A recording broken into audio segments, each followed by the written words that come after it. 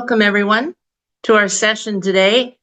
Our topic is there a new America's First policy? Our speaker is Ryan Berg, who's focused broadly on U.S.-Latin America relations. He contends that the new administration will move from an America First foreign policy to an AmericaS First, focusing more and more on Latin America due to the fact that its agenda intersects with the region so much. Dr. Berg, or Ryan, will focus on these oft-ignored regions of Latin America and the reasons for this enhanced U.S. interest.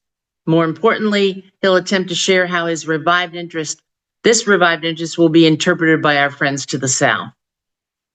Ryan obtained a PhD and a master's in philosophy and political science and a master's in science in global governance and diplomacy from the University of Oxford, where he was a senior fellow. Earlier, he obtained a BA in government and theology from Georgetown University. He's the director of the AmericaS program and head of the Future of Venezuela initiative at the Center for Strategic and International Studies. He also serves as a professor at Catholic University of America and a course coordinator at the U.S. Foreign Service Institute. Ryan's a Fulbright scholar in Brazil and a member of the Council on Foreign Relations. He's been published in a variety of peer-reviewed academic and policy-oriented journals. He routinely testifies before the Senate Foreign Relations Committee and the House on Foreign Affairs Committee. Ryan, we're delighted to have you today. Thanks so much for presenting. We look forward to your talk. Lynn, thanks so much for that charitable, generous introduction and for setting this up virtually. I'm very happy to be with you and your members talking about this important set of issues and a reframing, really, of the administration's foreign policy priorities to include a lot of activity in our shared neighborhood here closer to home. So I'm going to share screen, and I'm going to share now this PowerPoint set of slides that I put together. Lynn or Mike, can I just get a confirmation that this is working again? And then all set. Looks good. Terrific. Okay. So the goal for today is to basically talk for about 30 minutes or so. I'll restrain myself. I'll put hopefully a lot of interesting ideas out there and discuss how I think the administration's foreign policy is pivoting and changing with a lot of focus on our own hemisphere here at home. And then I hope to open up to a robust Q&A session to finish us off. I've called this presentation AmericaS First policy because that's what some in the administration have started to call it. They've basically put the plural at the end of America First to signal that the Latin America region has to do well in order for the America First doctrine to work. And I hope to be able to explain that throughout the rest of this presentation. Historically speaking, we've had an appreciation for Latin America. And so when I say that the administration is affecting a pivot in our foreign policy, it's really a pivot from what we know recently, from, say, the end of the Cold War until 2024, 2025. There was a long history of U.S. activity in Latin America and foreign policy concepts and doctrines that displayed, from the United States perspective, a very clear interest in the region and an understanding that the region would be the most important theater of the world for tangible security threats to present themselves to the United States, for political instability to reach the United States. And moreover, throughout time, there was also this idea that the tidier the neighborhood was at home, the more the United States could project power and influence further afield. And so if it had to spend a lot of time focusing on neighborhood cleanup activities, if you'll allow me that metaphor, closer to home, it had less ability to project power and influence abroad. And throughout U.S. history, since the founding of the Republic, we've had a very clear understanding and great appreciation for this importance of Latin America in U.S. foreign policy. It's really only around the time of the end of the Cold War when the U.S. is literally in its unipolar moment, that we enter a stage of history that Latin America scholars often refer to as benign neglect. Benign in the sense that sometimes it's not always the best thing in the world to be a center of focus for U.S. foreign policy. Sometimes it means interventions or policies that are quite heavy-handed, but neglect in the sense that the U.S. was present in other theaters of the world much more heavily and more actively than it was in its own shared neighborhood. And really interestingly, in this second Trump administration, we have the emergence of what could be described as a Trump doctrine or a Trump interest in Latin America that I think has been present since the first days of the administration. I'll just throw out a couple numbers that I think matter for you.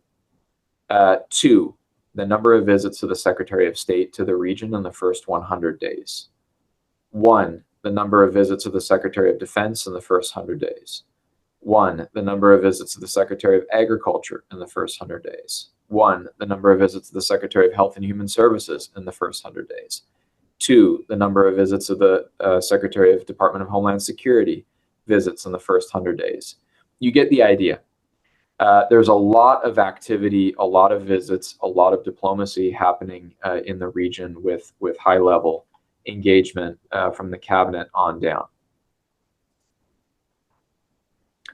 I think a lot of this changing posture goes back to the National Security Strategy document that the United States emitted in 2018 in the first Trump administration, which asserted that the United States was entering an era of great power competition. And it also asserted that the United States needed, in that new era of great power competition, to go back to basics.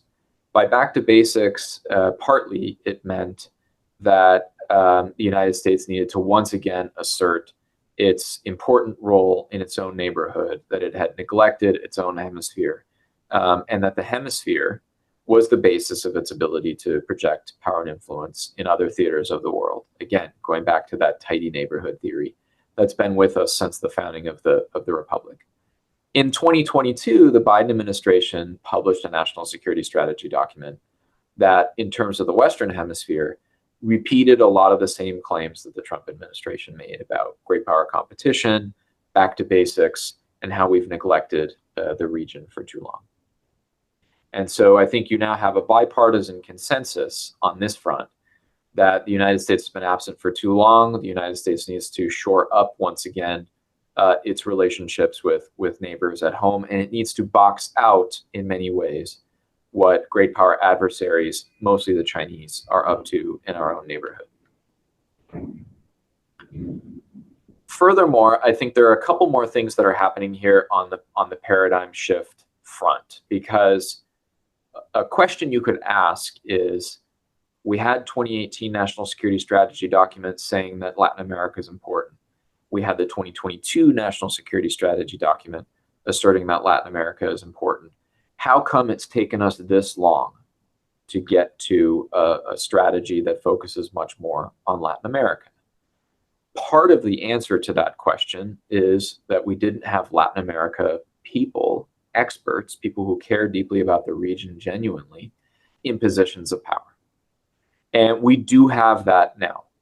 And so my first explanation for why we're seeing this now at this point in time, despite the fact that our strategy documents would have indicated this moment would happen earlier, is precisely because we have folks like Marco Rubio as Secretary of State, folks like Chris Landau as the Deputy Secretary of State, until very recently a high-level special envoy, Mauricio Claver-Carrón, out of the State Department, until day 101, Mike Waltz in the National Security Advisor position.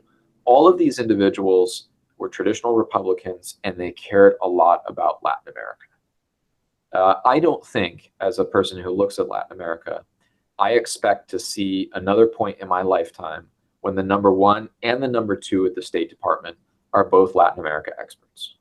I just don't think that's going to happen again in my lifetime. It's taken us a long time to get to this unique constellation, and I don't think we're going to see it again for a very long time. Second is this increasing argument that we've heard from members of the administration who appear to understand that for the United States to do well and for it to be secure, safe, prosperous at home, we need a Latin America that too is safe, economically integrated, largely democratic, and prosperous. And so the administration has started to call its America First foreign policy the AmericaS First foreign policy. And I've put here a screenshot from the very important op-ed that Secretary of State Rubio wrote in the Wall Street Journal before taking his first trip in the world, which was to Central America. And so very important op-ed. The screenshot is there if you want to bookmark it for later. If you haven't read it, I would encourage you to read it. It's in that piece that he makes the case that America cannot be safe, secure, and prosperous without the Americas coming along with it. Thirdly, I think there's a very important element here of factional disputes within the Republican foreign policy establishment. I broadly characterize the Republican foreign policy establishment as constituted by three schools of thought. You have primicists, folks who are a bit more on the old school end of the spectrum for Republican foreign policy, very heavy global footprint for the United States. The United States has interests in many parts of the world. The definition of national security is a very broad one. We know who these individuals are, right? These are folks who would get along well with types who used to be plentiful in the Republican Party, like John McCain. Then you have folks who I call restraintists or restrainters. They're folks that are probably best embodied by the Vice President of the United States, J.D. Vance, who see United States interests in a different way. They are far more focused on homeland defense. They're far more focused on kind of battening down the hatches and securing America closer to home. What that means, however, is a pretty prominent focus on Latin America. And then the third school of thought, I think, that's represented in this administration are what I call the prioritizers. The individuals who think that the China challenge and the great power competition era that we've entered, as asserted in the 2018 National Security Strategy document, is so all-consuming. It's so important. It's so decisive for the future of the United States and its ability to navigate this world that we need to take resources from other parts of the world, and we need to make difficult, tough, sometimes highly uncomfortable choices about which regions of the world we're going to prioritize and which regions of the world we're not going to prioritize. Interestingly, here on the shift to greater attention on Latin America, all of these GOP factions, they agree in much more unison on Latin America than they do on other parts of the world. They can all agree that the United States has interests in Latin America. They can all agree on the importance of Latin America to securing the safety and the prosperity of the United States. And they can all agree on the priority level that we have deprioritized Latin America to our own detriment in the last couple of years, in the last couple of decades, rather, and that we need to start paying more attention. So I think we're in a unique moment where a lot of these factions are coming together in agreement on the need to play a bigger role and a more dominant role in Latin America. If I were to give you another issue, say the very relevant issue and timely issue of whether the United States should get involved in Israel's campaign in Iran, you will get 3 or more different answers from primicists, from restraintists, and from prioritizers. That just doesn't exist in Latin America. The factional disputes are less intense because everyone can more or less agree that we need to play a deeper, more important role in Latin America. And so what this means is that the era of benign neglect from, say, the end of the Cold War until the start of the second Trump administration, I think it's over. I think we're in a completely different moment where we are much more focused on the region. And this has made some countries in the region highly uncomfortable. Nobody skates by. Nobody can do things under the radar in the region without the United States paying attention to them and having something to say about it. And this has made a number of countries that are used to or accustomed to being able to skate by incredibly uncomfortable with the level of attention and focus, and I would argue scrutiny that exists on some of their policies. I've put a few more articles here, screenshots of articles on this page in case you're interested in reading, in addition to the Rubio op-ed and the WSJ. A bit of self-promotion here, and apologies for that. But I wrote a piece in early January because I predicted that the administration would be pretty focused on LATAM. And so a piece in Foreign Policy magazine here, this Trump administration is shaping up to be Latin America first. And then a good friend, Alex Gray, who used to be the chief of staff for the National Security Council in the first Trump administration, wrote a piece in Foreign Policy magazine as well called Trump Will End U.S. Passivity in the Western Hemisphere. I think all three of these pieces do a good job of telling this story of why now, this kind of paradigm shift to the Americas. All of that said, folks, I think we have very little by way of an actual strategy. Okay, we have the desire to engage more. We have the appetite and the focus on the region. But at about day 150 at this point of the administration, we're not yet at the point where and this is fine, makes good sense. We don't yet have that document or that set of principles that we're going to use to engage with the region. And I think what I would describe at this point in time is simply pillars of engagement. We have issues that we know are critical to us that we want to push in the region, but we're not quite sure yet how to put those all together into an attractive package that will gain the region's attention and get lots of buy-in and furnish openings and opportunities for us. So we know illegal immigration is a top issue for the administration, and it very much implicates much of the region. We know counter narcotics is extremely important, and we know China is extremely important. I think there are two other issues that have entered in this administration, which have become more and more important as time has gone on, which is the scramble to secure critical minerals, of which the region has plenty. And I'd be happy to go into that in the Q&A, who has what and what kinds of agreements are being signed. And then economic security. You will likely not hear the president himself talk about the concept of nearshoring, which used to be the concept that was discussed in his first administration, and it was also continued into the Biden administration. You won't hear the concept of nearshoring discussed in the Trump 2.0. It's all about reshoring. It's all about reindustrializing the United States as part of the golden age of America. But there are opportunities for strategically minded Latin American countries to play a complementary role still to some of these U.S. efforts to push for supply chain security and the reindustrialization of the U.S.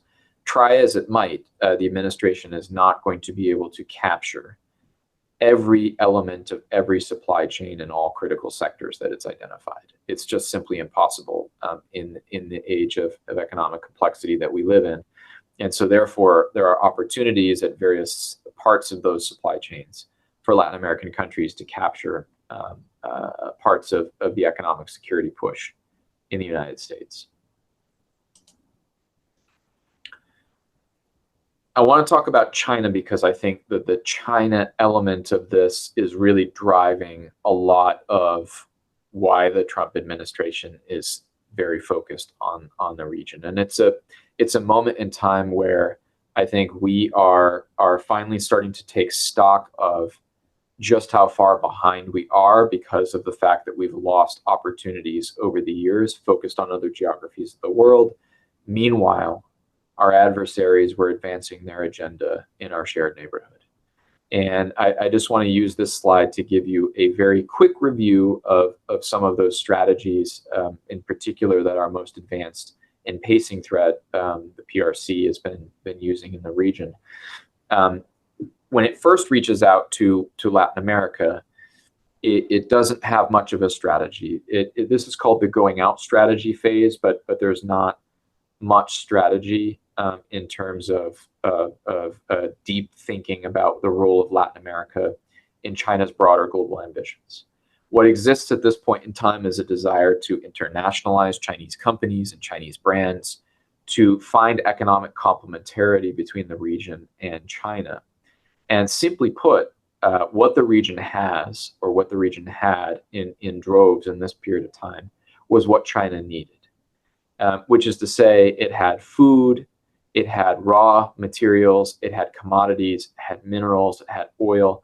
The Chinese were growing incredibly rapidly at this point in time, and what they needed Latin America for was goods, was those raw materials. But there wasn't a kind of higher level thinking at this point in time about how China would harness all of that economic activity to a deeper level of strategic engagement. That phase doesn't happen until 2013. And so in 2013, you have the rise of President Xi Jinping, and you have the Chinese starting to think much more strategically and deeply about all of this economic activity taking place with Latin America, and how they want to be able to use that to deepen their relationships. And it's at this period of time where you start to see a lot more lending to the region, sovereign to sovereign lending.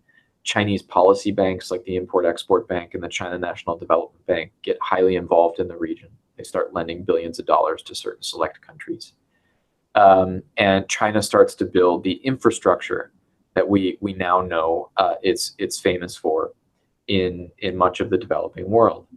And then in 2018, we have the last phase of Chinese engagement, which is the BRI phase, the Belt and Road Initiative phase, the signature Chinese foreign policy initiative of the Xi Jinping era, which is this massive industrialization project that is now operating in over 100 countries and 22 countries in Latin America and the Caribbean. The first country to join is joining in 2018. That's Panama. Panama switches diplomatic recognition away from Taiwan and towards the PRC, and then it immediately accedes to the Belt and Road Initiative. Since then, we've had 22 countries join China's signature foreign policy initiative. Just to do a bit of math, there are 35 countries in the Western Hemisphere. 2 are Canada and the United States. I don't expect we're going to join Belt and Road Initiative anytime soon. So let's say there are 33 eligible countries to join Belt and Road Initiative. We still have 7 countries in the region that recognize Taiwan diplomatically. You can't recognize Taiwan and join the Belt and Road Initiative. It is absolutely necessary to recognize the mainland as the true China and recognize the one China policy before you can accede to the Belt and Road. So by my math, that makes about 26 countries that are currently eligible to join the Belt and Road Initiative in the region, and 22 of them have already joined since 2018. Remarkable progress for the signature Chinese foreign policy issue in the region. Now that's only progress as measured by one issue, but it's an important benchmark that I throw out there just to show to you how quickly the Chinese have advanced in the region, and how I think the current administration is trying to get its head around where we are in this competition with respect to our neighbors to the south. And there's a 4th phase of Chinese engagement that I think we're starting to witness as we speak, and I'll get into that in a second. But first, I want to show a few slides here just to give you a sense, and most on this call are foreign policy watchers, international affairs experts, folks who are very well connected to what's going on in the world. And so this map will be of no surprise to you, but it's just to give you a sense of how much the Chinese have built in the last decade or so in terms of airports, bridges, roads, canals, railways, and how strategic that infrastructure has become over the years to China and to the way China exerts its influence in the region. This map here is meant to give you a sense of all of the countries that have acceded to the Belt and Road Initiative. I'll have to tell the Financial Times that's done the map that the map is slightly outdated, in the sense that there are two countries on the map that have recently signed on to Belt and Road that are not indicated here on the map. Colombia should be shaded in blue because in mid-May it signed the MOU to join the BRI. And in 2024, Honduras in Central America signed on to join the Belt and Road Initiative. But you get the sense here from all the blue on the map just how much of our shared neighborhood has gone with the Belt and Road Initiative. And the countries that remain, this is important to say, are either the countries that are so big, like Mexico and Brazil, that they're looking to balance Washington and Beijing, and they don't want to join the Belt and Road Initiative because they know it's important for Washington, but they can get plenty of Chinese investment without the BRI. Or they're Latin American countries that still recognize Taiwan, like Paraguay or Guatemala or Belize and some of the Caribbean states. Furthermore, the administration is looking at the picture of what the region looked like in 2000 when we thought we were going to pay more attention to Latin America, and what the region looks like from 2021 forward. And they're seeing the warning signs flashing red, quite literally red on this map, but also figuratively red in the sense that in 2000, the US was really the preferred trade partner and had the greatest connectivity with this region, given all of its free trade architecture. And fast forward 2 decades later, and you have a completely different panorama where most of South America's top trade partner is China. And then you have a pretty close situation in Ecuador and Colombia, where in the coming years, China will probably flip those countries on the map to red. And then if you move up into the centrals, you get a lot more red activity as well, to the point where really the only country that's safely and securely blue in terms of having the US as its top trade partner is Mexico. And this makes great sense because Mexico is so anchored in the North American economic experiment that it really can't untangle itself at this point. And so the Chinese are building on all of these successes that they've had in these earlier phases, right? You've got phase 1, 2, and 3 here, and they're now entering what I consider to be this fourth phase, which is what we call new infrastructure. So the Chinese are not really interested so much anymore in building this kind of stuff: ports, airports, bridges, roads, canals, and so on. They're much more interested in building the types of economic activity that they think can help them dominate in the future. And I'll get into that in a second. There's 3 phenomena that we're witnessing right now.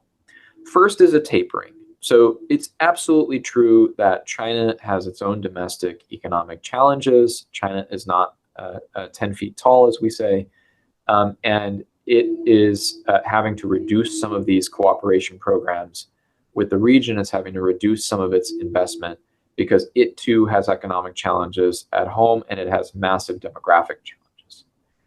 At the same time, it's focusing on some of these new infrastructure sectors, again, which I'll get into on the next slide. And the third thing it's doing is it's localizing. So the way it's engaging is changing. In the previous ways, or the previous phases of its engagement, China was mostly engaging with central governments. It was mostly going leader to leader and finding ways to forge greater agreements, but it was not looking at subnational and even hyper-local levels. Now, when the Chinese do economic engagement in the region, it's totally different than the way that the US does commercial diplomacy. The US will say, I just came from Argentina 2 days ago, so I'll use Argentina as an example. The US will sit in Buenos Aires. It will bring a commercial delegation to that beautiful city. It will say, okay, we're hanging out at the embassy. You all come to us and we'll talk about deal flow and we'll talk about investments and so on. The Chinese used to do things that way because they were copying our model. The Chinese don't do things that way anymore. The Chinese instead will send a delegation of 300 or 400 entrepreneurs, and the ambassador will go along with, and the commercial service will be a part of these trips. And they will have a delegation of individuals go, in some cases, to a town, a city, a municipality where there are sometimes not any more people in that municipality than there are Chinese entrepreneurs on that trip itself. And these local communities have never seen a visit like this before in their lives, where they have 300, 400 Chinese entrepreneurs descending on this local community and looking to make deals that, in some cases, if you zoom out, have massive geopolitical consequences. And obviously, if you're the local official in these places, your mindset is not helping the United States compete with China in the Western Hemisphere. Your mindset is what you got elected to do, which is to try to better your local community. And so when you get hundreds of Chinese entrepreneurs descending, sometimes deals are signed and MOUs are signed in these settings that, if you zoom out, have geopolitical consequences on a regional or truly global scale. But those who are making the decisions don't always comprehend the types of consequences that these deals will have for US-China great power competition. Now, the new infrastructure piece. What is this? These areas that China is competing with us to do? It's, again, get out of your mind the idea that China is just building stuff, right? Physical infrastructure. The Chinese, in the last 3 to 4 or 5 years, are interested in what they call new infrastructure.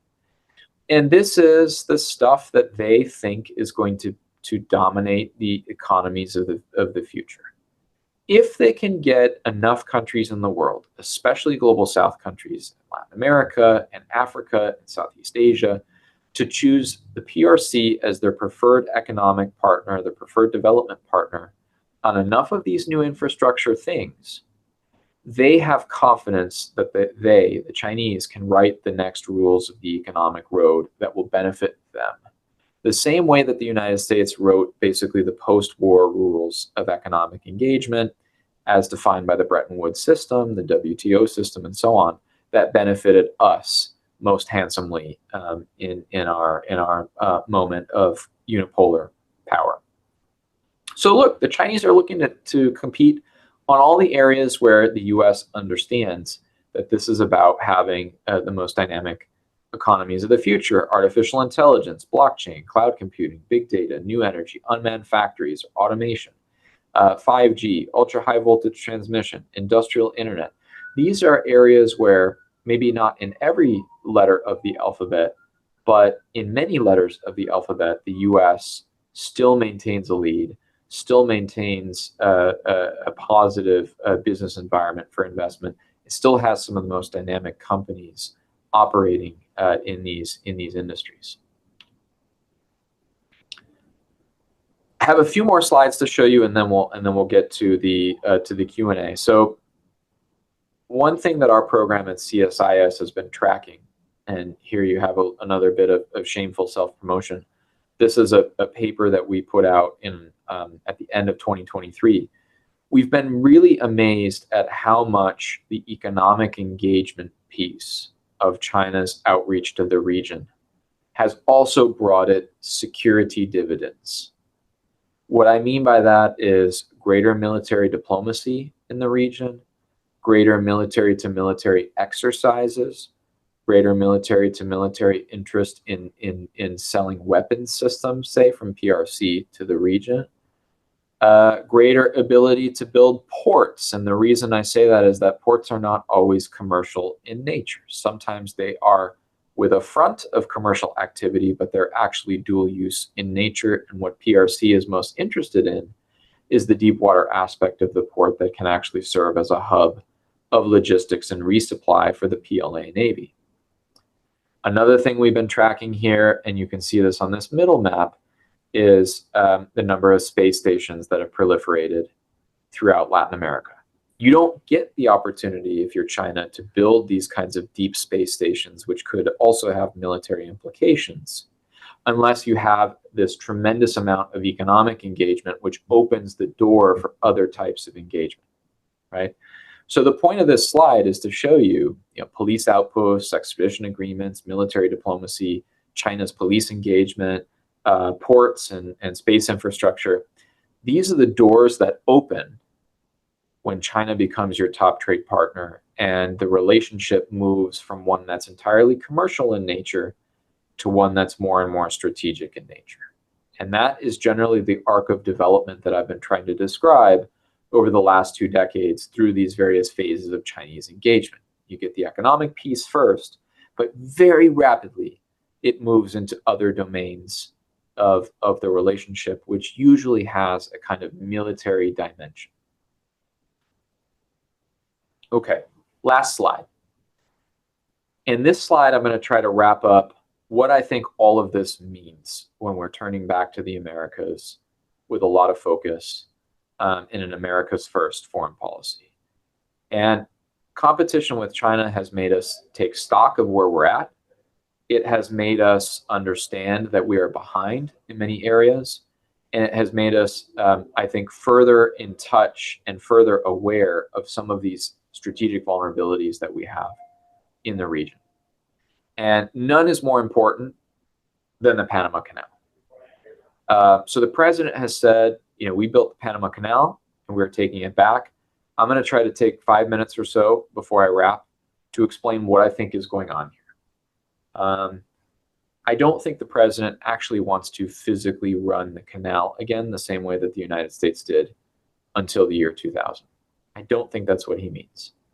I think what he actually means and what is most important from the military planning perspective is to have strategic and operational reliability for usage of the canal in a moment of heightened vulnerability or even in a moment of conflict, potentially with the PRC.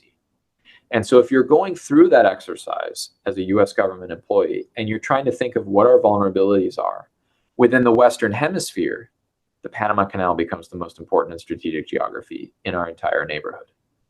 The reason is that if you have some kind of contingency in the Asia Pacific and you're thinking about moving force and changing the force posture, contributing to the force posture in the Asia Pacific, you have to be able to surge forces, naval vessels, submarines, and cargo through the Panama Canal with a level of reliability that's almost 100%. In order to feel comfortable that the United States has a good plan going into any potential conflict with PRC. And at the moment, I don't think we do. And the reason that I don't think we do is precisely because of these 2 ports here that have been indicated on this map. And by the way, I stole this map from the Wall Street Journal. This port here, run by Hutchison, and this port down here in the south, run by Hutchison. So in parentheses here, you have the country of ownership of the various ports. And of course, you see US activity, you see Taiwanese activity, you see Singaporean activity, but also you see these 2 ports run by the Chinese. Technically, it's a Hong Kong-based company, but we say China now because juridically speaking, there's not much difference between what's going on in Hong Kong and what's going on in China after 2020 and the takeover of Hong Kong and the subsuming of Hong Kong into mainland law. And so our fear is that China, through these very strategically located ports, literally at the mouth of the approaches to the canal, Cristobal here at the Atlantic and Balboa here at the Pacific, that these 2 ports could serve as a way for the United States a way for China rather to block the United States access to use of the canal in a moment where they are anticipating the US pushing back on some kind of military activity they're engaging in the Asia Pacific. And if that's the case, the only other option we would have to get forces from one theater to another would be to go around the tip of South America, adding weeks to the voyage, and potentially abandoning Taiwan, if this is a Taiwan scenario, leaving them in the lurch. And so what I think is going on here is an example of strategic denial. Now, the president has his narrative about what we need this for and why we need to take back the canal. But the crux of it, the center of all of it is being able to use the canal in both peacetime and in conflict with a high level of reliability. And we feel, when I say we, I mean the US government, military planners, folks who have looked at this very closely, that having two Chinese ports that could potentially serve as a beachhead for some kind of asymmetric attack or attempt to destabilize the canal is an unsustainable long-term situation for the United States to be in. Lastly, I will say that every year, the commander of Southcom, which is our COCOM for the Western Hemisphere, has to go before the House Armed Services Committee and has to go before the Senate Armed Services Committee to deliver what's called the posture statement. It's a large summary of all of the challenges that the United States faces in a particular region and what the DoD is doing about that set of challenges. And every year for the last decade, we've had paragraphs about the Panama Canal in that posture statement document. What we've seen happen in recent years is an increasing enumeration of the specific threats that we're worried about popping up in the Panama Canal. Around the time of COVID, it was, what if the Chinese intentionally sink a ship in the Panama Canal? What if the Chinese just take a boat and try to block physically access to the Panama Canal?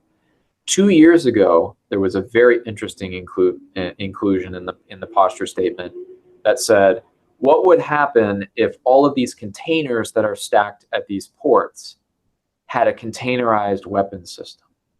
And at a strategic point in time, those weapons systems would be deployed as an effort to destabilize the canal and prevent its use.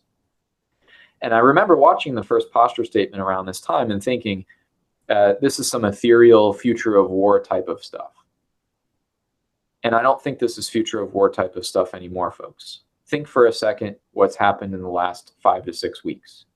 We've seen a spectacular attack using a drone swarm conducted by the Ukrainians deep in the heart of Russia, using a containerized weapon system on the back of a semi-truck, a cargo container, if you will, that has opened up at a strategic time and let go a drone swarm that has done immense damage. We've seen the Israelis deploy a containerized weapon system in their most recent attacks in Iran. So the future is here. And some of that stuff that seemed quite ethereal in previous posture statements for the Southcom commander are very much the future that has arrived. The things that we have to start thinking about when we start thinking about securing the Panama Canal. It is not beyond comprehension or beyond the imagination at this point in time to expect that at a port where the only thing you see is basically containers, that of the thousands of containers that are contained at these Chinese ports, you could have a few containers that are deployed with a set of Chinese drones that are meant to swarm and block access to the canal. It's not out of the realm of possibility.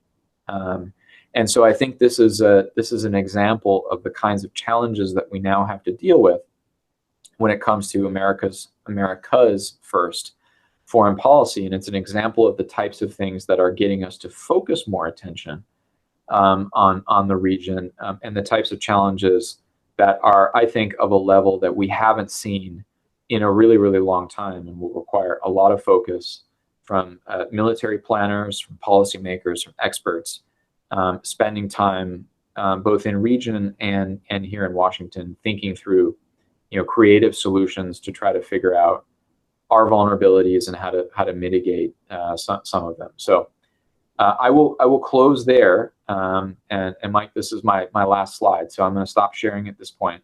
I will close there, and I hope that I've put enough intellectual pabulum out there to have given us some material for a really robust Q&A. Yeah, it's already started coming in. Great presentation. Thank you for that, Ryan. It really struck me that what we hear in the news is about immigration and tariffs and immigration and tariffs. You mentioned those things, but a very small part of your overall presentation, that disconnect, I thought it was very interesting. Is that just because it's more spectacular to talk about those things domestically than national security and the China's Belt and Road Initiative? Well, let me put it this way. We weren't heavily focused on the region in the last 20 years, but the migration problem has been something that's been with us irrespective of who's president, right? the border has always been an issue in U.S. politics, and yet in previous administrations, you haven't had this deliberate shift to focusing a lot of attention and resourcing on the Americas. So there has to be something more, right? Cartels have always been a thing in Mexico, right? We've always had drug trafficking that's able to penetrate the U.S. southern border. And unfortunately, we've always had overdose deaths of Americans on various drugs through the years. So those aren't new things. China in the region isn't new either. But what I'm asserting is that I think the administration is finally taking stock of just how far behind we've fallen in terms of some of our vulnerabilities and how quickly China is moving in the region. And we feel the need to try to catch up, to play defense at the moment, but then eventually to start playing offense. And I think it's a lot of the China angle that is causing us to pivot back to the region, not the migration, not the drugs challenges, because those are the challenges that have been present forever with Latin America, right? And we didn't have previous administrations spending that much time on the region. So it's got to be something else that's really the driving factor. And my thesis here is that it's the Chinese. Yeah, it makes a lot of sense. And you spent a lot of time talking about China. My top question and the first question that came in from Andres was about China. I think you addressed most of that pretty well. But if we stick with the economic side of things, Edward asked about the revisiting an AmericaS trade agreement similar to the UMCA. So I'm a big fan of trade, and I think the U.S. has to have more of a trade game. At the moment, we don't really have much of a trade game, and what most Latin American capitals see is that the U.S.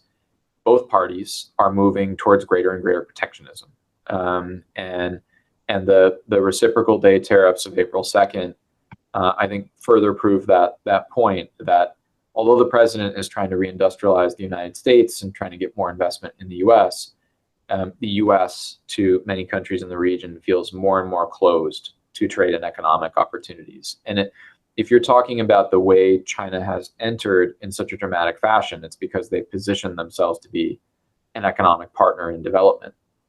And the U.S. in the early 2000s was the economic partner of choice for development. We went around and signed all the free trade architecture in the region, starting with NAFTA in the 1990s and then moving to the CAFTA-DR for the Central American countries in the early 2000s, then signing the U.S.-Colombia agreement and the U.S.-Peru agreement and the U.S.-Chile agreement. We have more free trade architecture for the United States in this region than any other in the world. So that shows, I think, over time our commitment to free trade, but that commitment is waning. And what the region is seeing in the last two administrations, one of the political left, one of the political right, is that the opportunities for trade with the United States are closing, and that there's not going to be some kind of grand offer to the region in terms of trade, at least not that I could envisage right now. And that is a huge arrow in our quiver, potential arrow in our quiver that is lacking. Right? Because if you look at it from the regional perspective, and I'm looking at the name, so Jambres Marcos de Souza Alves, I'm assuming is un brasileiro. That's a very Brazilian last name. So, I mean, if you're looking at it from the region's perspective, what does Brazil want most? What does Mexico want most? What does Colombia want most? You've got a lot of countries that are stuck in middle income status, right? They're anywhere between, say, 5,000 US dollars GDP per capita to, say, 12 or 13,000. And they're stuck in that window, right? And they've got a couple high performers like Chile, Uruguay, Panama. A couple countries eclipse that and they get close to 20,000. But nobody is like a star performer way above everybody else. Everybody's kind of stuck in that middle. And this is a famous concept in development, is like countries get stuck and they don't know how to take it to the high income level, right? And there's a whole bunch of reasons for that. But what Latin American countries want most is to be able to get out of that middle. And in order for them to do that, they need trade and they need connectivity. And for now, they've not only found economic complementarity with China, but they're looking to Washington, and they don't see a lot of folks like me who are willing to defend trade and the concept of more trade agreements with countries. We're just not in that kind of zeitgeist or that mood at the moment. I don't think we're going to see any free trade agreements anytime soon. We're going to see the president's trade agreements, which are focused around reciprocity of trade or lowering trade barriers for U.S. companies, also could be a very good thing. But we're not going to see the kind of full-blown FTA architectures that we saw in earlier periods of time. Excellent. Edward had a couple of follow-up questions, but let me get Lynn Brown's question. We heard from her at the beginning of the presentation. You mentioned at the beginning of your presentation, but can you expand on the strategic impact and focus on the critical minerals in South America? Yeah, so the U.S. has had a fresh reminder from the Chinese what it means to be dependent on someone for something. Okay. Indeed. The recent agreement in London that was signed last weekend was 2 weekends ago was really is something to behold. We thought we had an agreement in Geneva to lower the tariffs of April that went up to 175% in some categories. And we were even calling it the spirit of Geneva. We thought we had lower tariffs. And then what happened is the Chinese used the month after that agreement to basically show that they could restrict critical minerals and rare earths. And you had factories in certain parts of the country saying, we can't make certain automobiles, we can't get the minerals we need for magnets and other parts of motors and microelectronics. And we're going to have to start powering down some of the assembly lines. And so then we had to go back to the Chinese and say, you're not upholding your end of the bargain. And the Chinese said, well, we need another agreement. And so we hashed out an agreement in London, which showed us just how vulnerable we are on the critical minerals front. The Chinese are doing 6-month licenses now for the US to get rare earths and critical minerals. And we, in turn, are not only giving them the data about how we're using those critical minerals, I mean, what they can't do with that data, but secondly, it's my understanding that we've agreed to basically reduce some of those export controls on semiconductors and other critical technologies that we had put on the Chinese in the first Trump administration and continue putting on the Chinese in the in the Biden administration. So in that context, Lynn, we have to find more access to critical minerals such that we can slowly but surely reduce our dependence on China's monopoly. When you take that mindset, Latin America becomes a very important region for minerals, not just minerals production, but also for the connectivity with the US and potentially for refining, which is really where the Chinese have a lock on the supply chain.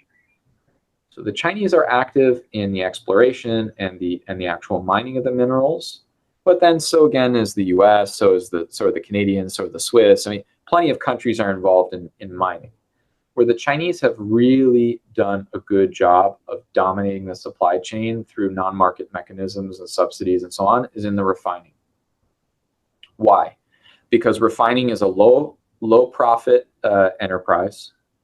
It's environmentally dirty, and it's such low margins that it not only doesn't pay a lot of Western companies to do it, but also they have headaches complying with the environmental issues, with the litigation, with the low margins and all that. So the Chinese were happy to take this, and we were happy to give it to them in earlier periods of time.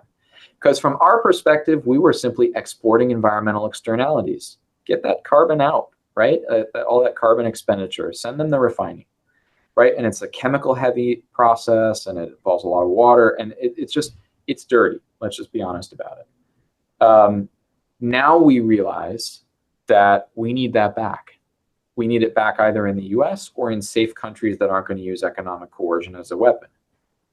But China has a lock on it such that, depending upon the mineral you're looking at, anywhere between 60 and high 90% of the refining for that mineral is done in China. So how do you begin to unwind that level of monopolization on a global scale in the refining space? Because a lot of the conversation for us has focused on, like, let's open up more mines, let's get more access, let's get more US companies digging out the product. Fine. But where does it go then before it can actually become a usable substance? It goes to China. So they still have the ability to, to lock up that supply chain. And so the conversation now, Lynn, is about not just getting Latin American countries to do more mining, but how do we get Latin American countries to have the environment necessary to have more refining? And that's the question we haven't managed to. We're having a little bit of network problem here, it looks like right now. You still there? Or is it on my end? Somebody in the chat, let me know if it looks like Ryan's frozen or if it looks like I'm frozen. Really not sure which way to go right now. All right, not seeing anything, so it might be on my side.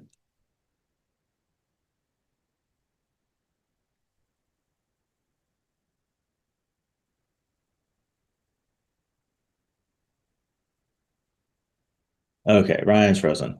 And it looks like he got dropped from the call altogether. We are just a few minutes before 12, so maybe we'll wrap it up there. I guess we'll see if he joins up in these last few seconds here. But super interesting presentation. I'll definitely follow up with him and let him know that we really appreciated it. It really stood out to me how much focus was on the business side of it as opposed to the cultural side of it that we hear a lot about right now in the US. I had a couple fun questions for him at the end. Oh, did we get you back? Can you hear me? We do. Okay. You had frozen up for a few minutes there. Not sure what happened. Not sure what I'm sitting here at CSIS in the office. So, No problem. I was vamping for you anyway, so. Oh, okay. So what I was trying to finish saying about critical minerals is that the Chinese have done a couple of really smart things. One is getting a lot of their big state-owned enterprises with all the subsidies that they bring to bear involved in the sector and preferred partners for a lot of the national mining companies in the region. But the other thing that they've done, which has made it very difficult, and it has helped them bolster their lead in refining, is what are called long-term offtake agreements. So one thing that's really difficult about the mining sector is if you've ever watched the London metals markets and you watch how the stocks go up and down, metals are very volatile, right? One day it's way up and you're making tons of money, assuming you're not talking about gold, right, which is usually constantly up. But you're talking about copper, you're talking about lithium, you're talking about nickel, you're talking about cobalt, zinc, whatever it might be. These markets are like this, right? So you have no price stability. And if you're an investor, you're thinking about, like, what's the ore grade, what's the soil content, like how long can we mine at this spot, like what are the royalties policies. All of these things play a role in whether you make a decision to invest in a place or not. And then on top of it, the macro context is this volatility. The Chinese have gotten rid of volatility by basically going to companies or even to countries and saying, we'll buy all your lithium for the next 10 years at this price. And this price, whatever price you insert per whatever measurement makes the most sense for that mineral, it's going to be lower than market price at the moment. That's the key. So countries are going to have to accept that they might get lower than market price for their lithium, for their copper, for their cobalt, their zinc, whatever it might be. But it's a hedge against that future instability where today you might be getting more for that copper, zinc, cobalt, whatever it might be. But tomorrow you might be getting less. And do you want to live in a world like that? Or do you want to live in a world where the Chinese just pay, $100 per kilogram or whatever it might be from now until 2035, right? And a lot of countries have taken that deal. What that means is that all of that product is locked up for the next decade. It's going to go from that mine to Chinese refining, and from there out onto the market. And so they've used their non-market mechanisms smartly to lock up a lot of production capability with long-term offtake agreements. And the U.S., we don't have some of the necessary tools to deal with that. We don't have the ability to do a long-term offtake agreement because we don't have a state subsidy policy where we're going to give a private company political risk insurance or cover their losses in the event that that particular mineral takes a tumble in the market. And those refined minerals only go back out on the market if China wants to let them. So they still hold any control there. That's their chokehold. Yep. Yeah. Is at the market entry point, right? The good. It's no good if it's just a rock, right? Congrats, you've got it out of the ground, but now you need to separate it, you need to refine it, you need to cut it, you need to make it usable in some kind of product. The refinement's really interesting. I was talking to a friend in sustainability recently. We were talking about how we all kind of learned to recycle, right? We don't have to separate anything anymore. And that would all just get shipped off to China and they would sort it and handle it. But then they stopped doing that. And we had no facilities to process those things internally. So getting that spun up is a huge problem.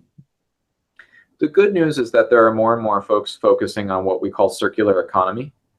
And so that means, finding old appliances, using every bit of an old car that's going to go to the junkyard, like whatever it might be, to try to get all the metals and all the wiring and everything out of there such that we can recycle, right? In a car these days, there's 50 miles of copper wiring, right? So, given the value of copper, that's incredibly useful, right? You don't just scrap that and put it in the junkyard, right? We need to have a kind of circular economy mindset such that, okay, China's got, a good chunk of Chile's copper as one of the largest copper producers in the world. It's got a large chunk of Chile's copper kind of accounted for or sewn up, hard to get in on some of that. We've got a lot of copper already here that we can recycle if we're smart about our circular economy policies. So recycling is becoming more and more a thing these days. And when I talk to the private sector on mineral stuff, there are a number of private sector companies that are looking at technologies that are very focused on being able to extract what's able to be recovered from various industrial products as opposed to just sending them to landfills. Yeah. Okay. So we'll start to wrap up here. I've got a couple of fun questions at the end, but we'll get Edward's last questions in. He asked about common language, I guess, across the region or maybe for business, but specifically about Venezuela, how the U.S. will deal with them, continuing to buy oil, indirectly supporting the Maduro regime. Where does that go? Sorry, the question is about China buying oil? So he says, how will the U.S. deal with Venezuela? We keep buying oil from them and indirectly supporting the Maduro regimen. Yeah. So as of May 27th, we've basically said we're not interested in buying oil from Venezuela anymore.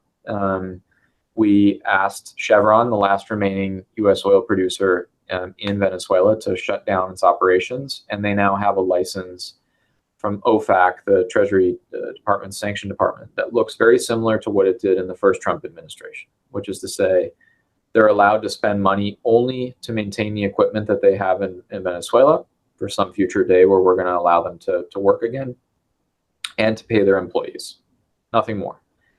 So as of the end of May, we're basically not taking Venezuelan oil anymore as we were in the first few months of the administration.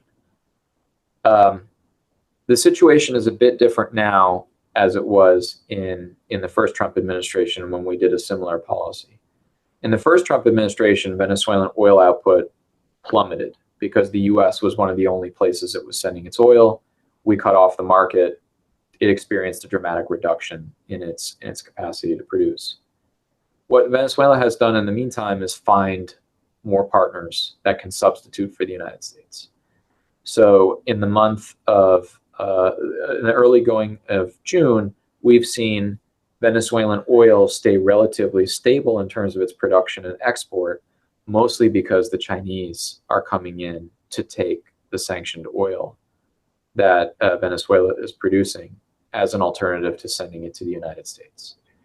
And they are less afraid of sanctions violations now than they were before, because if we do go after Chinese companies, these agreements for critical minerals, these agreements for rare earths, all the other things that we talked about could be back on the table, right, with the Chinese. And we don't want to risk that, because I think we've reached a level of equilibrium with the PRC right now on the direct competition, that we just want to kind of keep things stable right now. So risking any of this would risk reigniting that battle. And so I think what you're going to end up seeing is the U.S. really not taking any Venezuelan oil, but the Venezuelans actually becoming, it's possible that they become more and more dependent on China as their end market for their sanctioned oil, because China's still willing to take it. And why not if you're China? The U.S. isn't going to enforce its sanctions because it's scared to open up that critical minerals box again. And you get a discount because you can charge lower rates, because basically you say to the Venezuelans, it's risky to take your oil. You can't charge me the same price per barrel as you do on the open market. So it's a difficult situation in Venezuela, and I can come back and do a whole thing on Venezuela. It's a whole separate topic, but from the financing of the regime's perspective, the unfortunate message that I have at this point is that I think they will have enough resources from their oil sector to be able to survive pressure from the opposition, and the fact that they've brazenly stolen an election and refused to leave power. All right, let's finish on a high note. Your bio says that you routinely testify before the Senate Foreign Relations Committee and the House Foreign Affairs Committees. If those committees were a reality TV show, what would it be called? They are a reality TV show. It's just called an Average Tuesday or an Average Wednesday.